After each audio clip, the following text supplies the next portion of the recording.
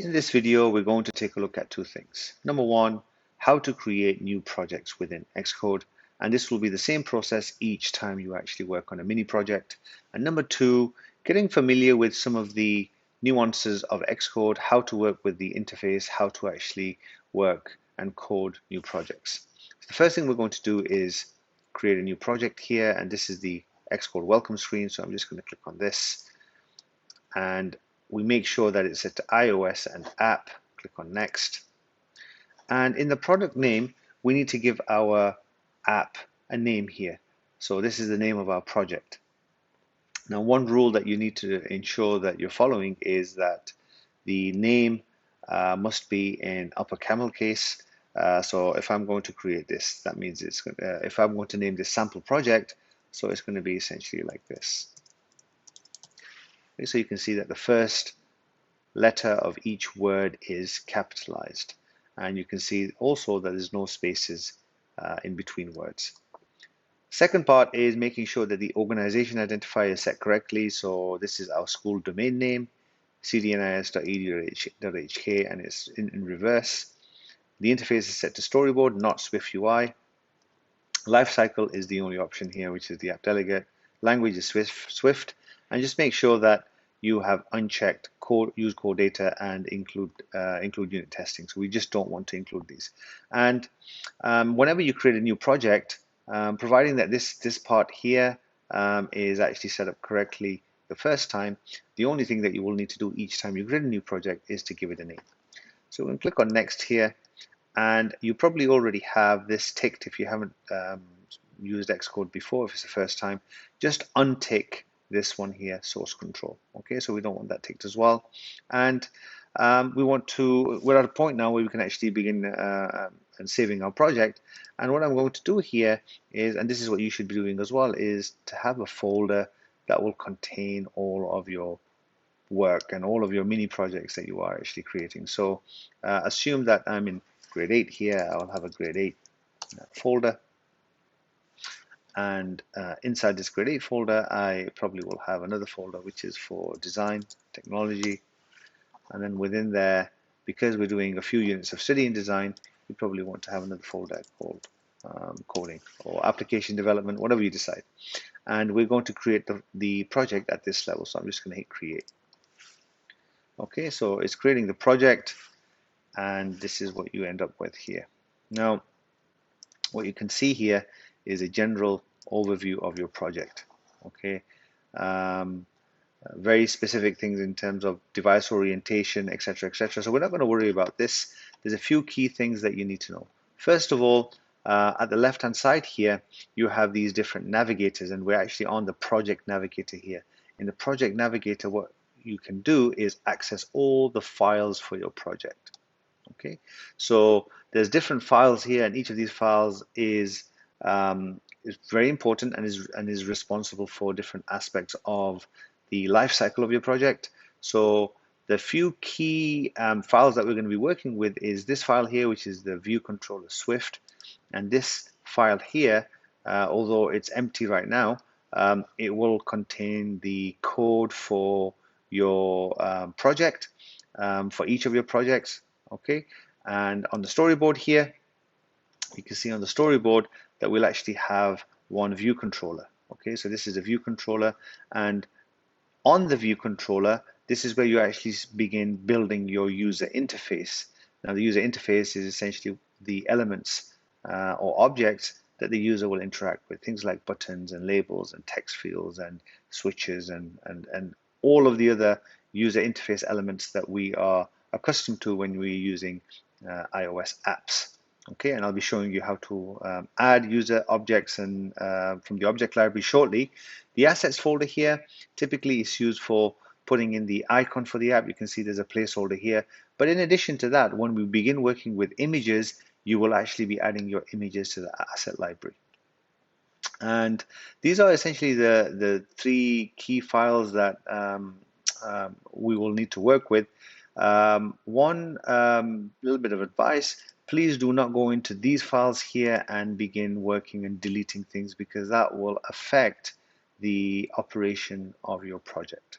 Okay, so the first thing I want to take a look at is really the storyboard. Now on the storyboard here, we have the view controller, and a storyboard can consist of multiple view controllers. Okay, you can consider a view controller as essentially a screen that you actually see within your app. So your app can have multiple screens, and you can connect these screens maybe through buttons, through actions, various ways to actually connect these different view controllers. But by default, on our storyboard, we actually have a single view. Okay, this is why it was a single view app, and essentially this is a single view. And for as much as possible, we are going to be working with single view apps. So in order to begin editing this single view app, we need to begin adding objects. So what we have here in the top, this plus symbol, is the object library. So what we have here is all of the different types of objects that or user interface objects that the user can interact with and that you can actually code. Okay, so we'll be using buttons and labels. We may use segmented controls, text fields, and there's a lot here. And these are all standard these standard objects that you and I and all of us are accustomed to when we use iOS apps. So I'm just going to, in this example, just going to add a button here to the storyboard, and you can see here as soon as I drag this, it allows me to position this exactly in the middle of the actual view controller here, in the middle of the view. Now you're probably confused because I said view and view controller. Well, the view controller is the actual screen, but on the screen we have the view, okay? And this white part here, it may not look white, right? In different scenarios, but for all intents and purposes right now, this white area here, this background you can actually see here is the view, okay? So your view controller, if you think of it as at its at its core, it will have one or more views, and the view controller itself is the glue which actually binds everything together. Okay, so we have the view controller, and then we have a view. You can actually see here, it tells you at the left hand side here we have a view, and it highlights it, right? This is a view. And then a view controller can have multiple views if you wanted to, and within each view you can have multiple objects. Okay, so I can actually add another button here if I wanted to. So right now this doesn't really look like a button. So what we're going to do is I'm going to show you how you can customize objects, and this brings me to the next part of this video, which is the attributes inspector. Okay, so the attributes inspector allows you to edit the attributes or the features of storyboard objects. So if you can consider a button, maybe the size of this is a kind of feature or an attribute. The text in the button itself is an attribute. The background color is an attribute. All of these things are attributes of this particular object, which is a button. So what we want to do here is maybe just kind of stretch this out a little bit, okay, and then just reposition this in here. And then what we want to do is make sure we go to the attributes inspector. And the attributes inspector, you can only access this after making sure that the button is clicked. So you can see here there is no, right now it's accessing the attributes for the view because the view is selected. But if I want to access the attributes for the button, I just click the button, and you can see it changes here. So what we're going to do here is, just going to give this a title here, right? There's a few ways you can do this. Let's call it submit. If I want to change the font of this, or the font size, I can do that. If I want to change the font of this, I click on this T icon here, right, and change it from system to custom, and it gives me access to some of the custom fonts. Really nothing too exciting here, just standard fonts that we have on the system here. There is a process to add custom fonts if you wanted to, and that's going to be shown to you in another video. But for this kind of example, let's just choose this Arial rounded, and then just give this a size here. So let's just say this is size 20, okay, and then click on OK. And you can see here now that the font has been changed, and it's exactly the font that we actually have selected. The other thing we probably can do is go right to the bottom here and change the background color of the button. So you can see here we have some recent used colors. We have some standard iPhone kind of colors here, and then we can use some custom colors here as well if we wanted to. And I can just kind of choose this kind of color here. Now one thing you can actually see here is it doesn't contrast well because the text of the button is blue in addition to the button itself as well. So I can go up here and change that the text color to a different color, maybe select white, and you can see that's a lot better and it contrasts well. Okay, so that is the attributes inspector, and the next part then is, well, we need to make sure that this button actually works. If we were to load the simulator right now, and maybe this is what we'll do here. So you can see here that this is designed on an iPhone 11 by default, but we're trying to preview this in an iPod Touch. And those of you that know your Apple devices, you'll know that the iPhone 11, the screen size or the real estate of the screen dimensions are actually bigger than an iPod Touch. So this is the default simulator. What we want to do is switch that to an iPhone 11. It kind of makes sense that when we're developing on an iPhone 11, we view it on an iPhone 11. So then it kind of views it. The view that you get in the simulator is as you actually designed it. You can actually create rules within your app, so it modifies your layout and it works in multiple devices, but that's not what we're going to be doing in this project. Okay, for these projects, we're going to try to keep things simple. So iPhone 11, change the simulator to here to iPhone 11, and then what we want to do is just click on play here. Now when we click on play, a few things happening.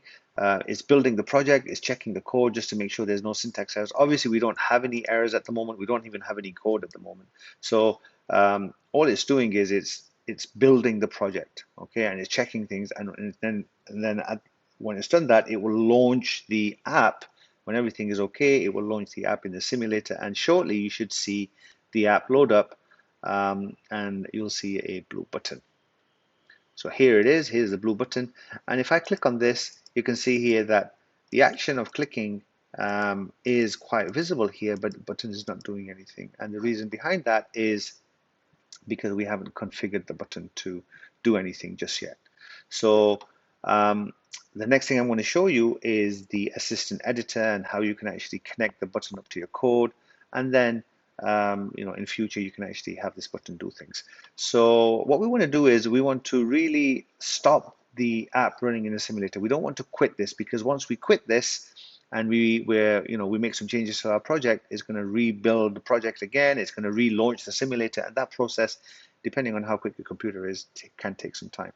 So we don't want to do that. We're just going to click on the stop button here, and that's the way you should do it. So now when you click on stop, it actually disconnects the app. It stops the apps running on the simulator. You'll go back to the home screen here, right?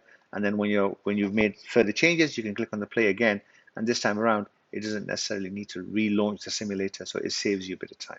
So back to this here, we're going to click on this icon here from within our storyboard, and this is the assistant editor here, right? So we're going to click on the assistant editor, and what this does is it essentially gives me the preview of my code here. This is the code, this is the view controller class for this particular view controller, right? And so if you recall what I said at the beginning, all of the code for this particular view controller will reside within this view controller class. And typically what you will have is you will have multiple view controller classes, or each view controller will have its own class, will have its own file here.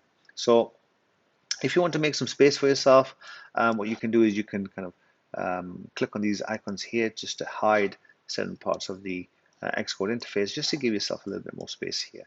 Okay, so here it is, and obviously the submit button doesn't do anything. Now, if you want to configure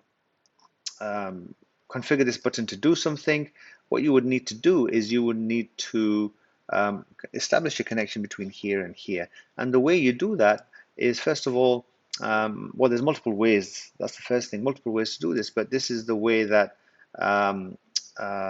it's quite fiddly, and there is a chance that you need to do this a few times in order to get it right. But what I like to do is click on the button first, single click so it's actually selected, then hold down the control key on my keyboard and just drag from within the middle, okay, and just drop it just underneath where it says class view controller. Just drop it there, okay.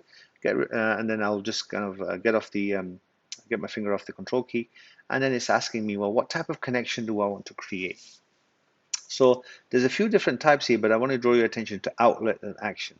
Now what outlet does is it allows us to access the properties. So in order for us to change the properties of the button, things like the text inside here, if you want to change the background color, if you want to change the size, etc. These are all things which are accessible through creating an outlet.